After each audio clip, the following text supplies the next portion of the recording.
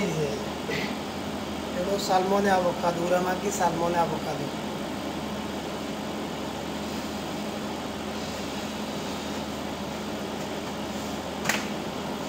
সুশির কাজে খুব একটা কষ্ট নাই, কিন্তু কাজ শিখতে পারলে ভালো। আবার রেস্টুরেন্টে সবসময় একটু প্রেশার থাকে, যদি বেশি বিজি থাকে একসাথে অনেক কমান্ডা আসে, অর্ডার বেশি আসলে তো একটু বিজি থাকবে, এটাই স্বাভাবিক, তখন একটু প্রেশার নিতে হয়। আর সার্বিক অবস্থা চিন্তা করলে অনেক ভালো, মোটামুটি কোনো প্যারা নাই।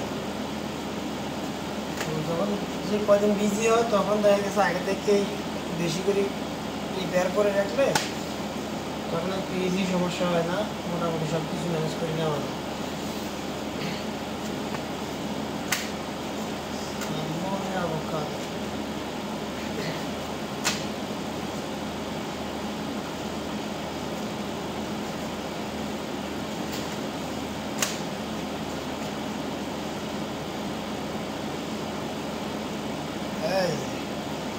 এই যে সালমনে আভোকাডো 8 পিস করা হবে, এটা কাটি।